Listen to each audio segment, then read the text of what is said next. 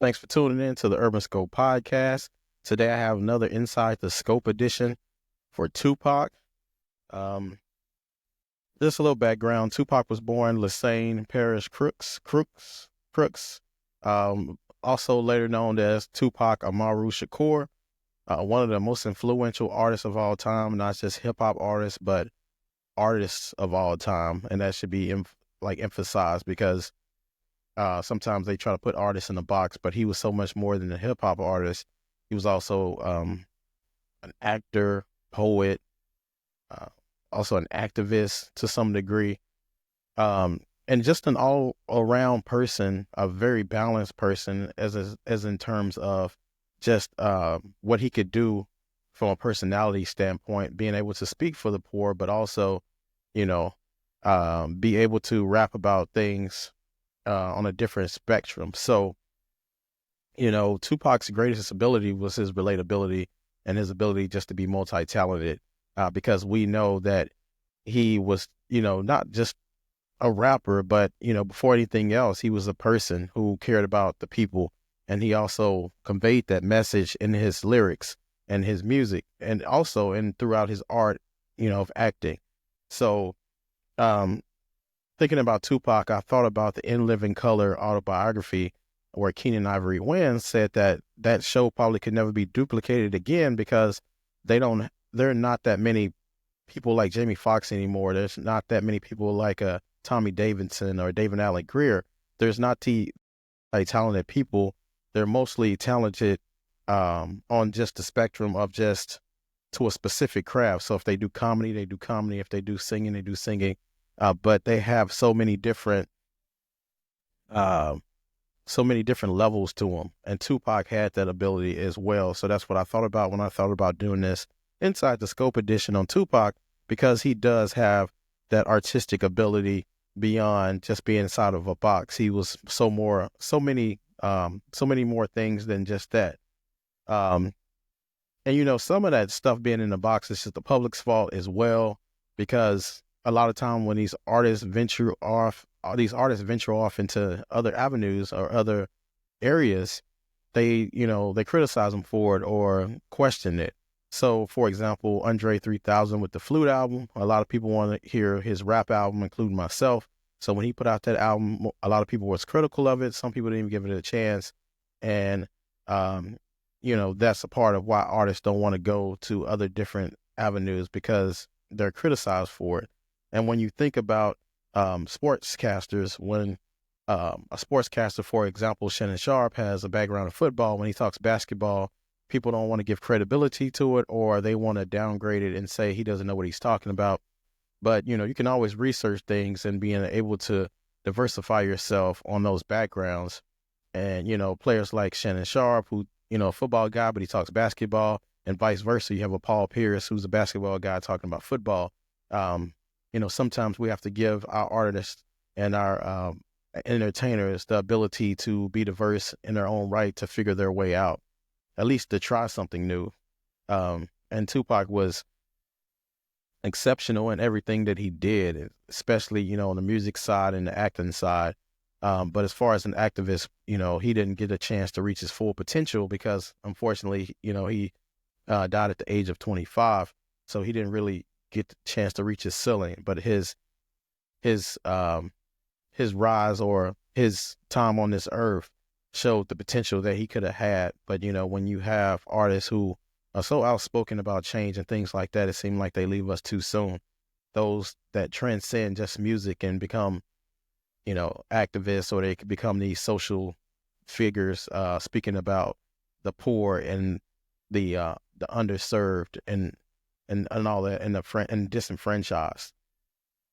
So Tupac was also unique because it wasn't about the money and the fame. And, back in the 90s, he probably had bad splits as well, because, they were giving him like 11 cent or 10 cent or even cheaper than that on the albums. So all those records that you sell, you would receive a certain percentage, and they didn't have good splits then or now. Now it's, you can be more independent and you can control your destiny more so. But back then you relied on these labels and the distribution deals to provide you with your money and things like that. But, Tupac, like I said, he did movies and he did appearances and things like that. So he was able to recoup some of that money. But nevertheless, it seemed like he never cared about the money. It seemed like it was always about the people and how can he help the next person. And I believe if he was alive today and he was making way more money, he would be able to help in so many other ways. But I think with the splits on the labels, you know, especially once he got to Death Row, the money that he was making was probably minuscule to what today. Because artists come out today, they're already rich by the first video. Back in the day, you had to actually get on the ground and actually work it through, and actually try to make a living wage. You didn't get these huge advances in the top, or you didn't have um, these independent social media platforms to be able to put your music out there, to make music before you got the deal. Back then, they had to get discovered. Then they can make this money and get to where they wanted to. But just, getting back on the track a little bit, his voice, Tupac's voice resonated throughout not just the hip hop community, but also the world. Being able to reach not just the urban kids, but the suburban kids as well. A lot of people, when Tupac passed away, people were dressing like Tupac. And even when he was on this earth, he was a living legend. So you see him make these appearances on Different World and make these appearances on these movies. He had this aura around him that he was a star, and, from the first movie, Juice, and then even the movie Above the Rim, which most people believe he was typecasted in, and it kind of cursed him going forward, because even he admitted on his documentary that they did after his passing, and that after the movie Juice, he became more aggressive. He started staring people down. He stopped caring about things. He became the character, Bishop in Juice, and he became Birdie in Above the Rim, because he put so much effort into his work, and you can tell. And I think that acting that kind of, changed his personality a little bit, and he became not able to get out of the character, so to speak. But when you think about all the works that he had to do, he was doing 3 songs a day, I believe, before he died. When he figured out that he didn't have much longer on this earth, he started recording 2 or 3 songs a day, and his work ethic was crazy. And that what separated between Tupac and Biggie is because the work ethic. Biggie was ultra talented, but from reports, they were saying that his work ethic wasn't like Tupac's. Tupac's would be in the studio. He would always be on tour. He would always make these appearances. He would be out and about. Biggie was more about partying and celebrating, but Tupac was all about the work and putting out the work and just being most productive as he could be, because maybe he thought his demise would come eventually, but nevertheless he still had a strong work ethic, and he also had, like I talked about, that balance of personality. Um, he could record a Dear Mama, which is a loving, sweet song about the love he had for his mother, but he also can make a hit 'em up type song where he's dissing, Bad Boy and Biggie. So he had that type of range to musically and also personally as well, because they always said Tupac was a kind-hearted person, but if you crossed him, it was similar to 50 Cent. If you crossed him, then it was, pretty much up forever. But he was an activist at heart, and on a documentary that was out, posthumously, he talked about, like, they showed different speeches where he was talking about single parent households and about the urban community and the lack of the fathers in the Black community, and he was very passionate about it, and that seeped through his music as well. When you think about A Brenda's Got a Baby, when he talked about painting a picture of the inner city youth, of how this teenage girl got pregnant, and the father wasn't around. She didn't have a strong support system from her own family, and she had to figure it out on her own.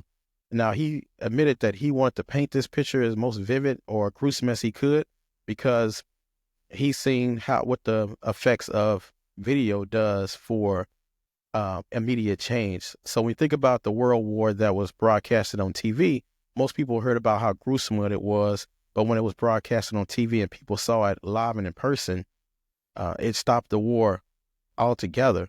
So he knew the power of video, and he knew the power of the visual effect. because I can tell you something, but until you see it visually, then it paints that total picture for you. Because when you hear it, you just, they tell you believe half of what you hear and none of what you see. But nowadays it's the opposite. Believe everything you see and none of what you hear. So Tupac was very prophetic in that way because he knew the power of being able to of reach the masses by the visual effect. His music videos held a lot of weight and in his messaging as well, not just in able to talk it, but able to act it out as well, because we knew he was a thespian and he was able to provide his thoughts through imagery. So when you think about Tupac, you have to think about more than just hip hop. You have to think about his ability to affect change and his ability to be an outside thinker and to be ahead of his time. When you think about some of his lyrics, now most people say he's not lyrical, he didn't have punchlines, but you don't need punchlines when you're spitting reality.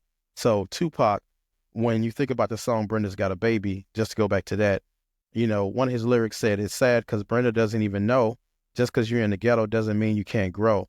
Now, this was the mentality he addressed of the poor and the disenfranchised and the underserved. When you think about Tupac's "This Brenda's Got a Baby" song, it reminds me of the Harriet Tubman quote that everyone throws out all the time when he says, Harriet Tubman said, "I could have freed so many more slaves if they knew they were slaves." So in Brenda's Got a Baby's case, you could have saved a lot of more Brendas, but they didn't know that was Brenda.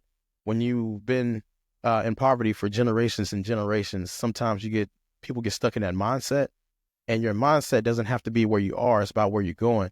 So Tupac always preached, just because you're in the ghetto doesn't mean you have to be ghetto. Doesn't mean you have to dumb yourself down to just to struggle.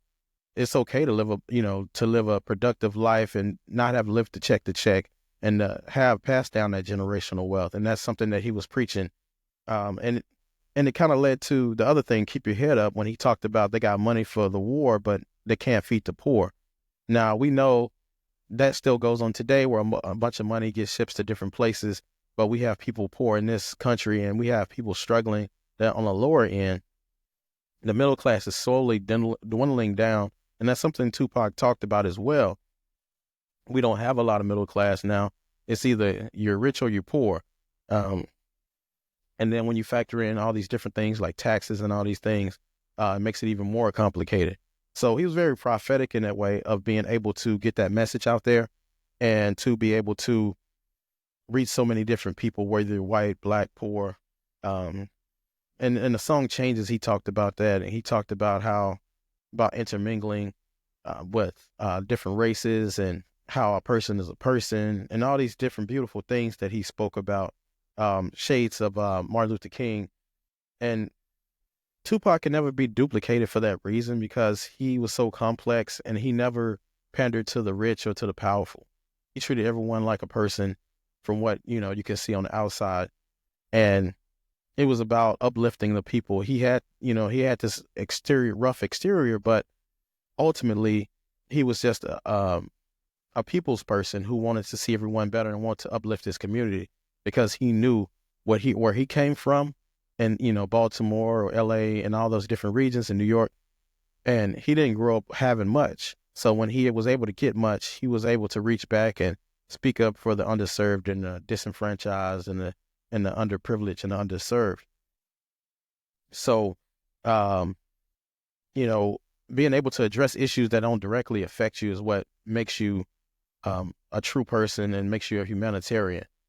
Like, to speak about issues that have nothing to do with you. For example, being a man, if I was able to speak on women's issues or be able to speak on different issues of demographics that I'm not a part of, to be passionate for those groups like Tupac was, shows the true humanitarian that he was. Because, sometimes in hip hop, you have to be rough and tumble and it's difficult. You have to be this hardcore person. But he showed you that you didn't have to be that. It's times where you need to be, but at the true heart of a person, you're multifaceted.